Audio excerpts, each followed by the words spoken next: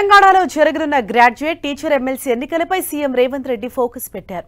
Congress party అభ్యర్థులకు మద్దతుగా ఈ నెల 23, 24, 25 తేదీల్లో ప్రచారం చేయనున్నారు.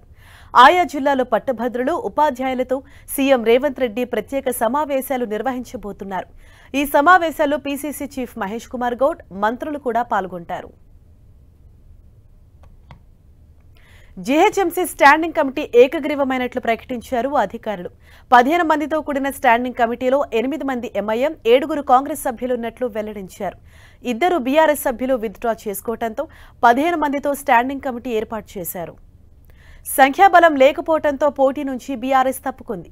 హైకమాండ్ ఆదేశాల మేరకు నామినేషన్ ఉపసంహరించుకున్నామని కూకట్పల్లి కార్పొరేటర్ జూపల్లి సత్యనారాయణ అన్నారు. స్టాండింగ్ కమిటీ ఎన్నికకు ఎంఐఎం నుంచి 8, కాంగ్రెస్ నుంచి 7, బీఆర్ఎస్ నుంచి 2 నామినేషన్లతో కలిపి 17 నామినేషన్లు దాఖలయ్యాయి.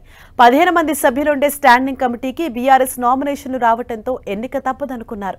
అయితే నామినేషన్ల ఉపసంహరణ చివరి రోజు 2 బీఆర్ఎస్ సభ్యులు విత్డ్రా చేసుకోవడంతో స్టాండింగ్ కమిటీ ఎన్నిక ఏకగ్రీవమైంది.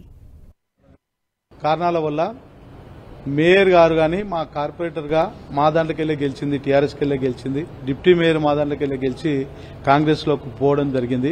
ఇంకా కొంతమంది కార్పొరేటర్లు కాంగ్రెస్ లకు మా దాంట్లో గెలిచి టీఆర్ఎస్ పార్టీలో గెలిచి కాంగ్రెస్ లోకి పోవడం జరిగింది. కనుక మాది సంఖ్యాబలం తక్కువ ఉంది. అయితే ఇప్పుడు మొత్తం బీజేపీ, కాంగ్రెస్, ఎంఐఎం మొత్తం కుమ్ముక్కయ్యి వాళ్ళందరూ ఒకటిగా ఉండి వీళ్ళు నామినేషన్ వేయకపోవడం, బీజేపీ వాళ్ళు ఎవ్వరుడుక స్టాండింగ్ కమిటీకి నామినేషన్ వేయకపోవడమే దీనికి నిదర్శనము. కాంగ్రెస్, ఎంఐఎం, బీజేపీ కలిసిందనడానికి పదే పదే చెప్తుంటారు.